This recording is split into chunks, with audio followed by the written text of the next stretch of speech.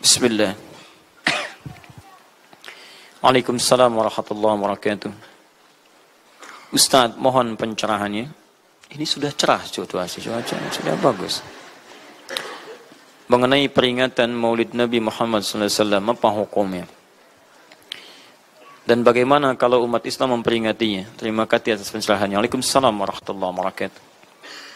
Baik, saya ingin kita paham dulu akar persoalannya.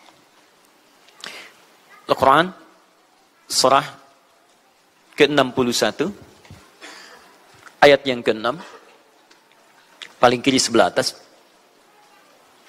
Quran, surah kedua Al-Baqarah, ayat 129, paling kiri sebelah atas. Kemudian Al-Quran, surah Yunus 10, ayat 57 sampai 58. Ditutup dengan At-Taubah di dua ayat terakhir. Taib. Sudah?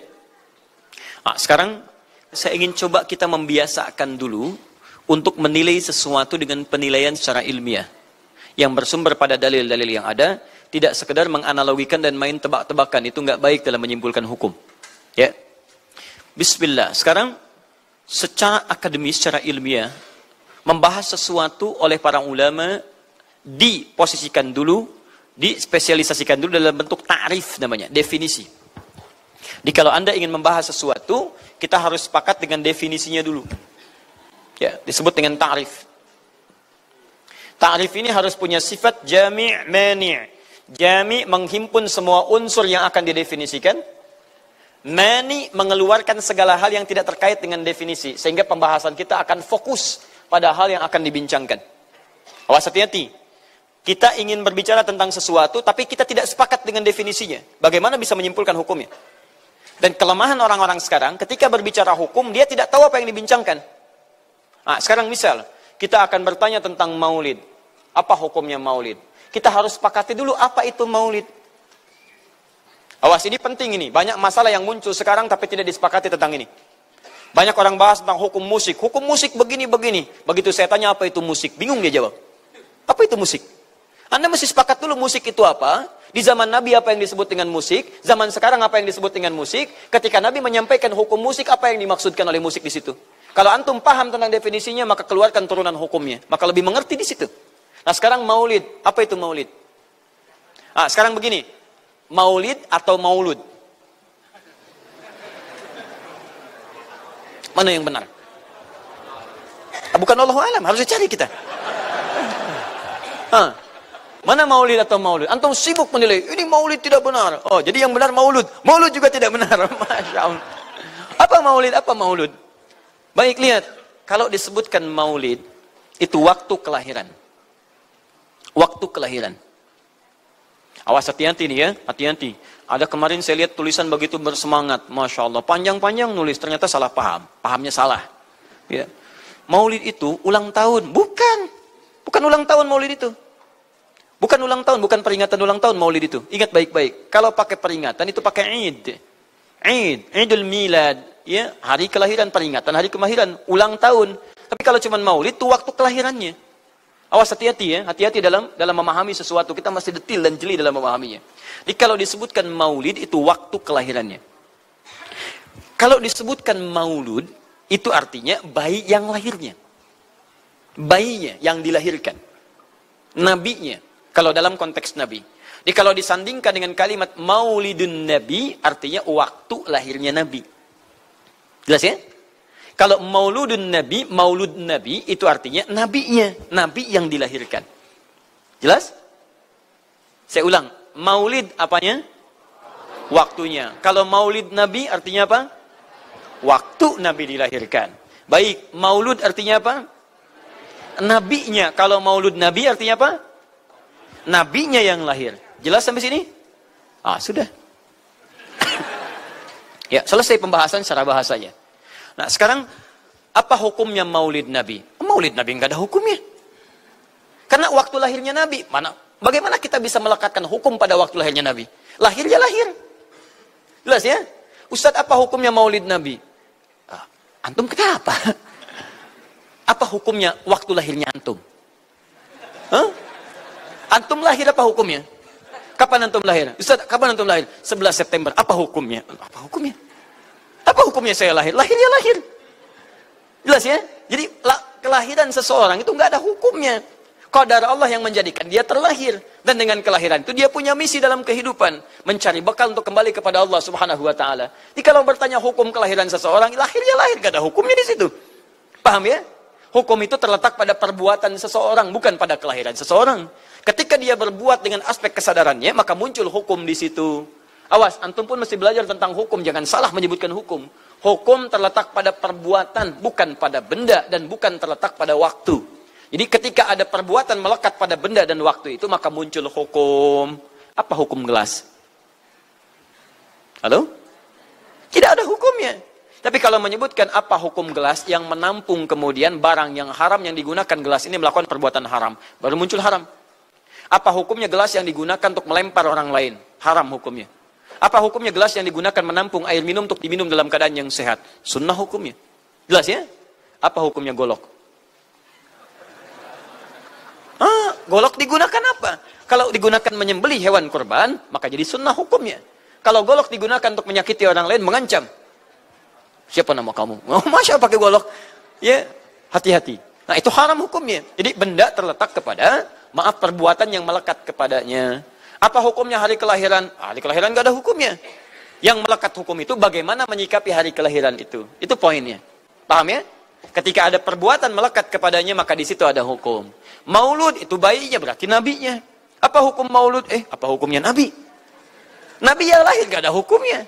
Jadi kalau Anda menolak maulud dengan pengertian seperti ini, maka Anda keluar dari Islam.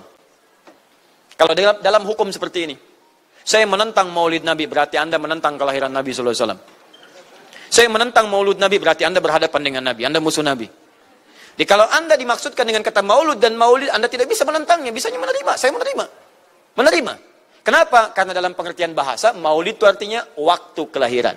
Maulud artinya nabinya. Jangankan saya, siapa saya dibandingkan Nabi Isa alaihissalam? Nabi Isa itu hidup 600 tahun sebelum Nabi Muhammad SAW dilahirkan. Nabinya belum ada. Nabi Isa sudah ada. Tiba-tiba, umatnya menduga, Nabi terakhir itu Nabi Isa. Karena Nabi Isa punya sifat yang mirip di ramalan kitab, yang mengatakan Nabi terakhir itu punya sifat baik dengan masyarakat lingkungan sosialnya. Dan Nabi Isa itu lembut luar biasa. Jangankan pada manusia, pada hewan pun itu lembutnya luar biasa. Jalan dengan muridnya. Di perjalanan kemudian ada aliran anak sungai melihat bangkai hewan. Sudah jadi bangkai, baunya luar biasa. Kata muridnya, guru, bau sekali bangkai ini. Kata Nabi Isa alaihi salam, Al-Masih, yang disebut oleh sementara orang dengan Yesus, itu Nabi, bukan Tuhan. Nabi beliau mengatakan, kata Nabi Isa, perhatikan, begitu putih sekali dan bersih giginya. Kata muridnya, Tuan Guru, kenapa Anda mengatakan demikian? Kata Nabi Isa, karena manusia hanya akan menyampaikan apa yang ada dalam benak pikirannya. Jadi kalau pikiran Anda kotor, Anda akan melihat bangkainya saja. Tapi kalau pikiran kita baik, kita akan mencari yang terbaik dari hewan itu. Bukankah dia ciptaan Allah? Bukankah dalam setiap ciptaan ada hikmah dan kebaikan? Perhatikan bagaimana putih bersih giginya. Jadi kalau bangkai saja bisa menjaga kebersihan gigi, kenapa kamu yang masih hidup tidak mesti? Ya minimal kamu jaga perasaan. Minimal jaga perasaan, kan? Tapi itulah luar biasa. Di sini sering diambil hikmah bahwa teko akan mengeluarkan isi tekonya. Isinya kopi, keluar kopi. Isinya air bening, keluar bening. Isinya susu, keluar susu. Demikian juga kita. Bayangkan, Nabi Isa bukan hanya pada manusia. Pada hewan yang telah jadi bangkai pun, itu mohon maaf, kalimatnya dan sikapnya begitu indah, luar biasa. Maka diduga oleh kaumnya itu Nabi dan Rasul yang terakhir. Saat mendengar kalimat itu, kata Nabi Isa, bukan saya. Nabi terakhir punya sifat sama seperti saya dalam hubungan dengan makhluk. Jadi bukan cuma dengan manusia, dengan hewan, jangan sakiti. Kalaupun menyembelih, jangan sakiti hewannya. Makanya Nabi ini akan memberikan isyarat-isyarat yang sangat indah. Masya Allah.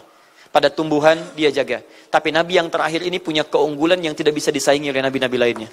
Apa itu? Ibu bapak sekalian, tingkat kedekatannya dengan Allah luar biasa. Ibadahnya luar biasa. Dalam bahasa Arab, tingkat kebaikan yang terkait dengan makhluk secara sosial, itu kalau satu kebaikannya disebut dengan Mahmud. Tapi kalau banyak kebaikannya disebut dengan Muhammad. Tapi kalau hubungan dengan Allah, ya dengan Khalik, kalau punya tingkat hubungan yang baik, satu sisi saja disebut Hamid namanya. Hamid. Antum rajin tahajud, tapi belum konsisten puasa sunnah. Maka antum namanya Hamid. Perempuannya Hamidah. Misal ada perempuan namanya Wanda, pakai Hamidah. Wanda Hamidah. Ya, itu artinya yang dekat dengan Allah. Jadi kalau ada yang namanya Wanda Hamidah, jauh dari Allah. Ya, kemudian pendapatnya menyimpang dari ketentuan Allah, masih diingatkan. Anda Hamidah. Anda dekat dengan Allah. Maka tidak layak mengeluarkan statement yang tidak sesuai dengan hukum-hukum Allah Subhanahu Wa Taala. Ya, Hamid. Awas, Hamid, nama Anda Hamid. Misal namanya Fahmi, Masya Allah. Hamid Fahmi Zarkashi, Masya Allah. Itu artinya hubungan dekat dengan Allah Subhanahu Wa Taala. Perempuannya Hamid, laki-lakinya Hamid, perempuannya Hamidah, Masya Allah. Paham sampai sini? Kalau bentuk superlatif, banyak ibadahnya, tahajudnya, sedekahnya, puasanya, segalanya, maka Masya Allah berubah kalimatnya. Dari kata Hamid jadi Ahmad. Ahmad. Maka Nabi Isa tidak menyebutkan kalimat Muhammad, tapi menyebutkan kalimat Ahmad. Karena kalau disebutkan kalimat Muhammad, nilainya serupa dengan beliau. Punya nilai kebaikan yang sama. Nabi Isa baik pada hewan, Nabi Muhammad baik pada hewan. Kata Nabi, lihat, kalau Nabi Isa sudah jadi bangkai. Nabi Muhammad ketika hewan akan disembelih pun, disembelih, kata Nabi jangan sakiti dalam penyembelihannya. Tajamkan dulu pisaunya. Ketika menyembelih, jangan lakukan berkali-kali. Kata Nabi, tajamkan, begitu anduk kemudian sembelih, seketika selesai. Cari urat yang membuat cepat darahnya keluar. Nabi itu. Dan dalam menajamkan itu, antum jangan memperlihatkan depan hewannya. Tidak boleh. Kandidat selanjutnya, siap-siap ya. Masya Allah, tidak boleh. Oh, saat kurban tuh. Kadang suka lupa antum tuh. Ya, dibawa sini, ini masih begini-begini tuh. Itu menyakiti hewan secara psikologis. Nggak boleh, nggak boleh. Ya, awas. Ya, tayyib. Tumbuhan, lihat. Tumbuhan. Nggak boleh dalam keadaan perang. Perang itu kan luar biasa dahsyat. Emosi memuncak, segalanya ada. Tapi Nabi katakan, jangan rusak tanaman. Dahsyat, cuma dalam Islam. Itu yang 212 tahun lalu itu, Masya Allah, nggak ada yang nginjak rumput, nggak injak macam-macam. Ya, itu yang kameramen yang nginjak rumput tuh. Ya, kameramen nginjak rumput tuh. Yang kameramen begitu diinjak, dimunculkan di media gitu kan. Wah, tapi lihat betapa rapi, bersih. Itulah Islam. Tapi jangan cuma 212 saja. Ya, 312, 412, 484 dan sebagainya. Jadi semua yang ada setiap hari kita jaga. Ada tumbuhan, jaga. Yang praktekkan negara lain. Di New Zealand ada tumbuhan, antum sedang ngidam. Papa pengen daun itu, tunggu sampai jatuh. Gak bisa diambil. Begitu diambil, denda. Padahal yang punya teorinya Islam. Tapi hubungan dengan Allahnya itu bukan Muhammad, tapi Ahmad. Makanya Nabi Isa mengatakan, wa mubasysyira bi rasulin ya'ti min ba'di ismuhu Ahmad. Saya kasih kabar gembira. Rasul terakhir bukan saya. Tapi seseorang yang nilai ibadahnya lebih daripada saya. Jaminan surganya sudah ada. Bahkan turun surah kepadanya. Inna a'tainakal kautsar. Dirinya dijaga dari kesalahan, maksum, sifatnya luar biasa baik, tapi itu tidak menghentikan dia untuk mendekat kepada Allah dengan sifat yang luar biasa. Kata Sayyidah Aisyah di Al-Bukhari, nomor hadis 2010 sampai 2012, ya Rasulullah, alam takun ma'suban, alam takun madmunan, lima hakadha. Kenapa sampai bengkak-bengkak begini Anda tahajud? Bukankah Anda dijamin masuk surga? Dijaga dari kesalahan. Apa kata Nabi? Afala akunu abdan syakura. Apa aku nggak boleh jadi hamba yang bersyukur kepada nikmatnya Allah Subhanahu Wa Taala? Tahajudnya sampai bengkak. Nabi, Rasul, ahli surga, dijaga dari kesalahan, tidak ada hisabnya, masih mau tahajud sampai bengkak kakinya. Ditanya oleh istrinya, kenapa sampai begini? Kata beliau, ringan saja. Nggak boleh aku bersyukur. Masya Allah, ada orang Nabi bukan, Rasul bukan. Surga belum ada jaminan, amal berantakan, hisab menegangkan. Masya Allah, bangun mata bengkak. Kaki biasa. Tahajud tidak subuh lewat. Ini Masya Allah. Cita-cita surga Firdaus. Luar biasa. Makanya Nabi Isa mengatakan Ahmad bukan Muhammad. Dan ini bukan isyarat Nabi baru. Karena nama yang melekat pada Nabi terakhir semuanya sifat. Bukan nama zat. Ini bukan melegalkan ada seorang bernama Nabi baru datang kemudian namanya Ahmad. Bukan. Kata Nabi, saya Nabi terakhir. La Nabi ya ba'di, nggak ada Nabi setelah saya. Jadi nggak ada istilah Ahmadi. Pengikut Ahmad nggak ada. Ya, dalam arti pengikut Nabi Muhammad sallallahu alaihi wasallam. Yang jadi clue persoalan kita terkait dengan pertanyaan ini, Anda bisa bayangkan, Nabi Isa 600 tahun sebelum lahirnya Nabi Muhammad sallallahu alaihi wasallam. Perhatikan, ikutan bahagia dengan kelahiran Nabi. Sampai kebahagiaannya diungkapkan pada umatnya. Saya kasih kabar gembira ya. Nggak mungkin orang kasih kabar gembira perasaannya sedih. Kenapa saya kasih kabar gembira? Nggak ada. Kasih kabar gembira itu dalam keadaan bahagia hatinya. Kalaupun menangis, tangisan kebahagiaan. Anda bisa bayangkan, Nabi, Rasul, mukjizatnya hebat. Sekali usap, penyakit sembuh. Menghidupkan orang mati, keduanya dengan izin Allah Subhanahu Wa Taala.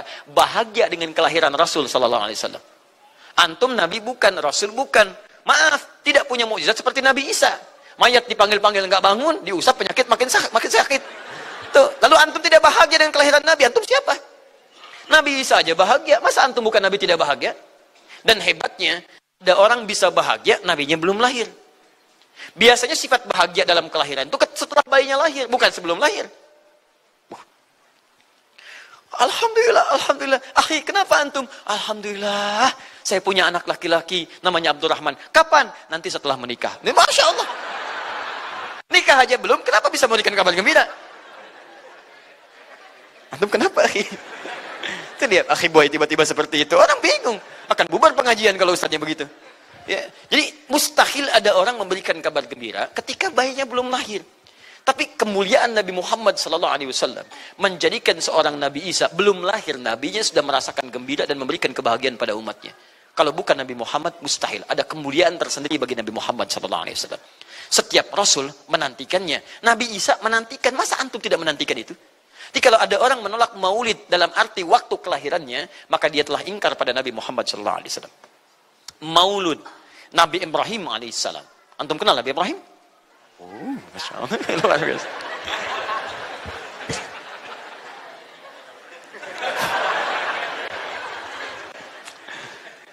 Dimanapun Anda berada, memang hari ini banyak orang berkumpul di Monas untuk bermunajat kepada Allah. Tapi tidak harus menjadikan kita menjadi tidak fokus.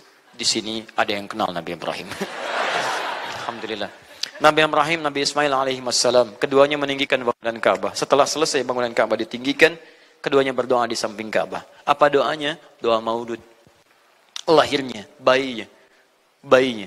Nabi terakhir yang lahir di samping Ka'bah, yang ditinggikan oleh keduanya. Ya. Wa idh yarfa'u Ibrahimul qawa'ida minal baiti wa Ismail, ayat 127-nya. Setelah selesai meninggikan bangunan pondasi Ka'bah ini, keduanya berdoa di samping Ka'bah. Di antara doanya ayat 129-nya. Rabbana wab'ath fihim rasulan minhum yatlu 'alaihim ayatika wa yu'allimuhumul kitab wal hikmah wa yuzakkihim innaka antal azizul hakim. Ya Allah, mohon utus seorang rasul dari kalangan mereka di tempat ini yang lahir di sekitaran ini. Jadi ada rasul yang lahir di dekat sekitaran Ka'bah. Hasil penelitian, tidak ada rasul satupun yang lahir di dekat Ka'bah kecuali Nabi Muhammad SAW. Ya, silahkan cek. Kami baru kembali dari sana dan sampai sekarang tempat dilahirkannya masih ada dan disamarkan dalam bentuk museum. Ya, di bawahnya ada perpustakaan Al-Maktabah Qadimah. Di kalau antum dari Zamzam di sini, ini As-Saffah. Ya, nyebrang sedikit ini Istana Raja, dalam jarak cuma 15 meter ke sini kurang lebih. Lurus ke sini, kemudian belok langsung ke sebelah kanan. Di sini ada jembatan ke atas ke lantai yang ketiga, ya, naik ke sini. Kemudian di sini antum langsung belok ke pintu sini. Ini ada Babul Ajjad, bab yang ke pintu ke-25. Ini bab Ismail, pintu ke-26. Antum lurus saja ke sini, jangan belok sini, jangan belok sini. Di sini kemudian ada gate lurus King Abdul Aziz yang pertama di sini. Ya. Antum belok kanan sini, lurus sekitar 30 meter dari sini, sebelah kanan ada pos satpam. Di atas pos satpam ada kamera CCTV 1. Dari sini antum jalan sampai ujung, di ujung sini, dari sini ke sini ada 35 kipas di atas. Pas di ujung sini. Kemudian ambil lurus ke sini, di sini ada bab Ali, ini masih dibuka, babus salam ini ditutup, di sini sebelumnya babun Nabi. Kemudian ambil tarik garis lurus dari babus salam ke sini, dari jarak sini ujung ke sini. Ya, ada sekitar 200 meter ke ujung sinilah. Di sini ada bangunan warna krem di sini. Di sampingnya ada tempat ngambil air Zam-Zam dengan menggunakan keran. Jadi kalau punya girigen, ingin ngambil banyak, jangan nyusahin orang ngambil di misalnya di termos-termos yang besar itu. Ngambil dari sini. Itu ada keran langsung dan gratis di situ. Ya, beli kompannya sekitar 5 real, antum ambil dari situ, masukkan airnya, bisa bawa ke hotel. Isi kapan bolak-balik di sini. Sampingnya persis ini tempat Nabi dilahirkan. Ini Maulud Nabi, bayinya lahir di sini.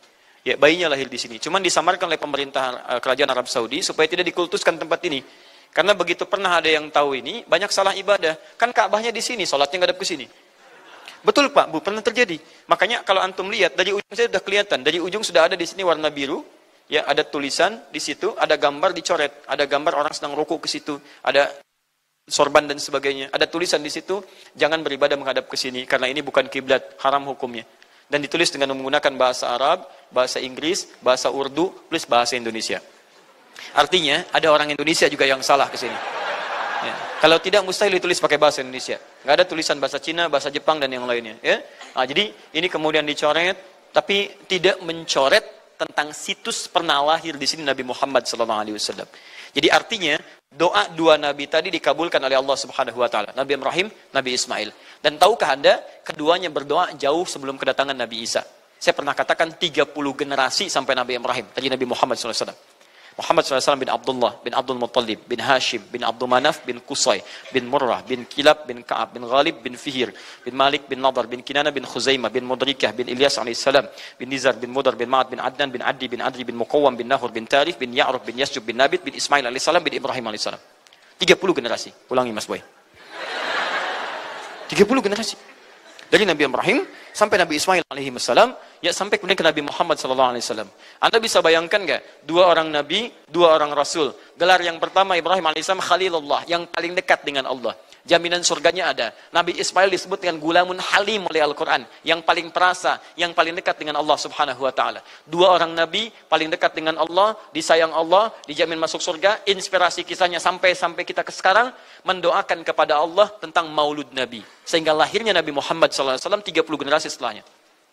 Antum, Nabi bukan, Rasul bukan, tidak sedekat keduanya dengan Allah, jaminan surga nggak ada, hisab menegangkan, amalan berantakan. Kisah hidup antum belum tentu jadi inspirasi di masa depan. Sekarang pun tidak. Tiba-tiba antum menolak maulud, antum siapa? Kalau antum menolak maulud, berarti antum menolak Nabi SAW. Dalam pengertian baiknya. Jelas ya? Jadi kalau kemudian ada disebutkan maulid dan maulud, itu artinya maulid waktu kelahiran, maulud bayi yang dilahirkan. Sekarang, bagaimana menyikapi maulid dan maulud itu? Saya tahu nabinya dilahirkan, nabinya sudah ada. Jelas ya? Maka kemudian saya pun tahu waktu kelahirannya. Bagaimana kemudian menyikapi itu semua? Maka Masya Allah, Quran surah ke-11 tadi, 10 tadi, Yunus, ayat 57 sampai 58. Kalau sampai kemudian ke 58-nya, faliyafrahu. Gembira antum. Gembira, bahagia, silahkan. Ya, maksud tidak gembira, Nabi Isa gembira, kita tidak gembira. Ya, Nabi Ibrahim gembira, kita tidak gembira. Nabi yang tidak melihatnya, gembira. Masa kita yang mendapatkan bagian Nabi tidak gembira? Jelas ya? Nabi yang mengharapkan hadir saat kedatangannya, gembira. Kita yang mendapatkan kedatangan beliau walaupun tak mampu melihatnya, dan kita menjadi umatnya, masa tidak gembira? Umat dulu bukan bagian umat Nabi Muhammad, karena Nabi Muhammad tidak hadir di zamannya. Gembira dengan berita kedatangan Nabi Muhammad, padahal nabinya belum datang. Masa kita yang jadi umatnya, yang nabinya telah kemudian kita dapati walaupun tidak melihatnya, masa kita tidak ikutan gembira? Maka pertama kita mesti gembira. Maka yang kedua, bagaimana mengekspresikan kegembiraan itu? Maka contoh-contoh dari Nabi SAW, bagaimana mengekspresikan kegembiraan-kegembiraan dengan Nabi SAW itu, pertama Nabi sendiri menyikapi hari kelahirannya dengan berpuasa. Di hari Senin. Jelas ya? Ini bagi Nabi sendiri pribadinya. Nanti jadi hukum untuk kita. Maaf, saya akan tafsirkan lebih luas karena ini jadi hukum-hukum turunan. Ketika Nabi puasa di hari Senin ditanya, ya Rasulullah kenapa engkau puasa? Kata Nabi, dzaka yauma wulidtu. Bima makna. Ini adalah hari aku dilahirkan.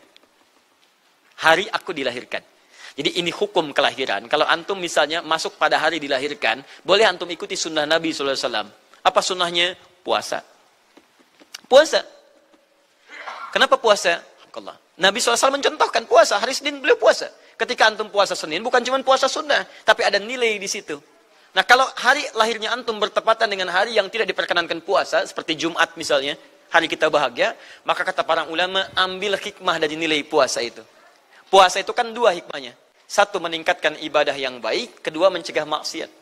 Silahkan cek. Bukankah saat puasa ibadah antum meningkat? Silahkan cek. Saat puasa. Jangankan yang fardu, yang sunnah dikejar kan? Jangankan Quran yang dibaca, Al-Quran dibolak-balik. Maksiat ditekan. Tidak ada orang puasa maksiat. Tidak ada. Ya, bahkan pelaku maksiat pun saat puasa, libur maksiatnya. Minimal takut batal puasanya. Jangankan maksiat, maaf, mencela orang pun dia tahan, berdusta dia tahan. Jam 5 bu, tinggal 1 jam mau buka, dicela orang habis-habisan. Oh, nggak balas dia. Kenapa nggak balas? Kan biasanya antum keras. Habis maghrib, habis maghrib, luar biasa. Habis maghrib tuh, begitu maghrib lupa, habis maghrib lupa. Ya, kenapa? Dia jaga. Jadi hikmah orang puasa itu kalau sudah puasa, ibadahnya meningkat, maksiatnya hilang. Jadi kalau antum ikut rajin puasa, ibadah tidak meningkat, maksiatnya tetap ada. Ada yang salah dengan puasa antum. Makanya ketika datang hari kelahiran, sebetulnya yang paling tepat, kalau antum bertepatan dengan waktu-waktu sunnah puasa, antum puasa. Senin antum puasa. Tapi kalau tidak bertepatan dengan waktu itu, hikmah puasa yang antum ambil. Antum koreksi diri sampai dengan hari kelahiran itu, berapa banyak ibadah sudah antum kumpulkan, berapa maksiat antum harus tangisi. Itu hikmah terbesarnya. Bukan rame-rame. Tiup lilinnya. Masya Allah, lilin ditiup, maksiat terus muncul. Apa faedahnya? Kasihan lilin tuh, udah dibakar, ditiup. Dengan antum yang salah. Paham ya teman-teman sekalian? Nah, sekarang bagaimana para sahabat menyikapi kelahiran Nabi SAW, kedatangan Nabi SAW, dan menyikapi keberadaan Nabi SAW. Bukan cuma lahirnya, tapi setiap kedatangannya. Nabi datang dari Madinah, dari Mekah ke Madinah disambut oleh para sahabat yang ada di sana. Nabi datang dengan perang Tabuk, dari perang Tabuk disambut oleh para sahabat di sana. Tala al-badru alaina min thaniyatil wada'i, wajaba syukru alaina mada'alillahi da'i. Masya Allah, disambut dengan madid. Bukti kesenangan mereka kepada Nabi SAW. Ada yang memuji Nabi SAW seperti Hasan bin Thabit. Buat puisi-puisi memuji Nabi. Seperti Zuhair bin Abi Salma. Tadinya musuh Nabi, begitu masuk Islam memuji Nabi SAW. Ada yang lagi kemudian menghormati Nabi dengan kedatangannya. Dengan mengikuti Nabi kemanapun. Nabi mencontohkan, amalkan. Nabi mengajarkan, ikuti. Masya Allah. Begitu Nabi meninggal, diabadikanlah kemudian nilai-nilai penghormatan itu. Ada yang menulis sejarah tentang Nabi. Ada yang menulis pujian kepada Nabi dalam bentuk sholawat. Ada yang menulis tentang amalan-amalan Nabi. Ada yang menulis tentang pengajaran-pengajaran Nabi. Dikumpulkan dan sampailah itu kemudian kepada kita semuanya. Dan itulah cara terbaik menyikapi tentang maulud dan maulid. Apa cara terbaiknya? Keluarkan ayat-ayat Qur'annya. 1. Quran surah ke-33 ayat 21-nya. Laqad kana lakum fi Rasulillahi uswatun hasanah. Sungguh ada pada diri Nabi SAW suri teladan terbaik untuk kita. Maka jika antum misalnya hadir momentum kelahiran Nabi SAW, maaf, biasanya kalau ada momentum-momentum tertentu orang bersemangat untuk mengingatnya. Silahkan cek. Hari pahlawan, ingat para pahlawan.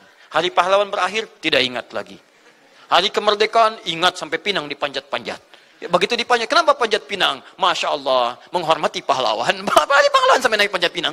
Luar biasa. Ada yang tarik tambang, ya, menghadirkan energi para pahlawan. Antum bisa bayangkan, momentumnya ada, begitu hilang itu semua, tiba-tiba hilang lagi kemudian ingatan kita. Artinya, selalu ada momentum untuk mengajak kita mengingat sesuatu. Begitu Ramadan, ingat lagi amalan. Hilang Ramadan, hilang lagi kemudian amalan. Nah, jadi apa yang terbaik dihadirkan? Ketika ada momentum itu, maka para ulama kemudian mencoba untuk menampilkan nilai-nilai tadi untuk mengembalikan kita pada tuntunan Nabi SAW. Maka ditulislah kemudian sirah-sirah Nabi. Disampaikan untuk mengenalkan Nabi Muhammad SAW. Mumpung mereka ingat.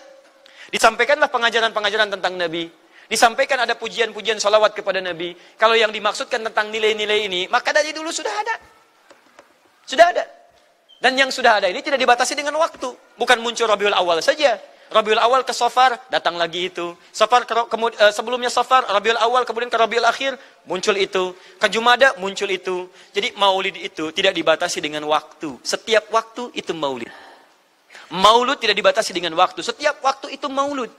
Tapi kalau ada momentum bersamaan dengan waktu kelahirannya, kemudian kita hidupkan untuk mengenal kepada Nabi, dalam bentuk yang tadi disunahkan dalam Al-Quran dan Sunnah, itu tidak ada masalah. Yang ada masalah itu adalah ketika menghadirkan hal-hal yang bertentangan dengan Al-Quran dan Sunnah Nabi SAW. Misal, maaf, dulu orang sudah terbiasa mengkaji tentang Nabi, menyampaikan risalah Nabi. Kemudian diisi misalnya, maaf, dengan hal-hal yang bertentangan dengan keadaan-keadaan Nabi. Misal, saya ingin mengajarkan tentang Nabi, tapi ketika mengajarkan tiba-tiba mengatakan, pada saat ini Nabi pun datang bergabung bersama kita. Itu yang tidak kita sepakati. Jelas ya? Misal yang kedua, antum nih, mohon maaf, kerja di instansi. Bertepatan dengan Maulid Nabi, kita adakan peringatan. Padahal antum cuma ingin mengeluarkan anggaran saja dari situ. Itu bid'ah. Bid'ah. Mengeluarkan anggaran, sekedar hanya ingin dapat anggaran untuk dalam momentum Maulid Nabi, itu yang bid'ah. Maulid bukan makan-makan. Jadi kalau antum mengadakan Maulid Nabi hanya sekedar untuk makan-makan, itu yang bid'ah. Tapi kalau antum ingin belajar menghadirkan momentum itu untuk mengisi ta'lim, sama aja dengan ta'lim kita sekarang. Apakah ada hadis Nabi mengatakan ta'lim khusus di hari Ahad jam 8 pagi sampai jam 10? Tidak ada. Jadi ta'lim kita bid'ah ini. Jadi kalau antum pahami setiap yang tidak ada contohnya itu bid'ah, Masya Allah, maka akan ada banyak bid'ah dalam kehidupan. Mushaf itu bid'ah, karena nggak ada contohnya zaman Nabi SAW. Antum dari ujung kepala sampai ujung kaki itu bid'ah, karena antum tidak ada di zaman Nabi SAW. Ya. Jadi jangan langsung menilai bahwa setiap maulid itu bid'ah. Bukan. Kalau momentum itu ingin diisi dengan ta'lim, ingin memperkenalkan Nabi, ingin mengajarkan syariat-syariat Islam, maka itu tidak ada masalah. Itu mengamalkan petunjuk-petunjuk ayat, bukan mengkhususkan di waktu itu, bukan. Karena ta'lim itu dibuka di setiap waktu, tapi menjadikan waktu itu untuk momentum, karena setiap orang sedang ingat Nabi pada saat itu. Jelas ya? Kapan lagi kita mendapati orang ingat Nabi? Maka ajarkan itu dan pesankan pada saat itu. Teman-teman, jangan cuma pada waktu ini ya, setiap waktu kita amalkan ingatan kita kepada Nabi sallallahu alaihi wasallam. Makanya saya kalau diundang, Ustadz ada maulid Nabi, saya datang untuk ceramah, untuk menyampaikan pesan-pesan terkait dengan Nabi sallallahu alaihi wasallam. Adapun masalah ritual-ritual saya tidak ikutan. Makanya paham, begitu saya datang pas ceramah. Ceramah, saya berikan ceramahnya. Nabi begini, apa itu maulid? Allahu alam. Bukan Allahu alam, kan antum bikin spanduknya di sini. Apa itu maulud? Maulud. Bukan maulud. Maulud itu begini, maulid itu begini. Ketika kita terangkan, kita sampaikan, Masya Allah. Antum tahu apa yang terjadi? Mereka mulai sholat dengan baik, masjidnya mulai ramai. Besoknya tidak ada ramai-ramai lagi. Begitu ada maulid, ceramah lagi. Ternyata ceramahnya nggak sampai maulid lagi. Besoknya ceramah lagi. Ahadnya ada waktu taklim. Dan itulah cara terbaik untuk memberikan penjelasan kepada masyarakat untuk mencintai Rasulullah Sallallahu Alaihi Wasallam. Paham ya? Jangan seketika, oh ini maulid bid'ah. Masya Allah, antum tuh bid'ah dari kepala sampai kaki. Ya. Saya luar biasa kesal. Kadang ada orang bikin perbandingan begini, maulid Nabi, maulid. Zaman Nabi tidak ada coret. Zaman sahabat tidak ada coret. Zaman tabi'in tidak ada coret. Zaman ini ada. Lalu diserupakan yang ikut-ikut ke sini. Antum kalau mengamalkan hukum seperti ini fatal. Zakat pakai beras. Zaman Nabi coret. Zaman sahabat coret. Ya, zaman tabi'in coret. Zaman ulama coret. Zaman antum ada bid'ah antum. Cara menyimpulkan hukum bukan seperti ini. Lihat turunannya, lihat dalilnya, lihat pemahamannya, lihat turunan-turunan fikihnya. Ya, bagaimana bisa zakat pakai beras ini jadi? Padahal contoh nggak ada, dalil nggak spesifik. Ayo coba temukan, Nabi zakat pakai beras, temukan.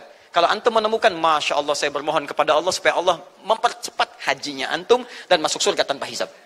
Tiap hari saya doakan. Tidak cukup dengan amin, cari dulu. Cari di setiap hadis Nabi zakat pakai beras. Saya sampaikan pada antum, sampai kiamat kurang 2 hari, antum nggak akan temukan. Sehari lagi buat sadar, ngapain nyari? Ya. Karena Nabi tidak pernah bersentuhan dengan beras. Silakan cari di kitab hadis palsu pun, sepalsu-palsunya nggak akan ditemukan.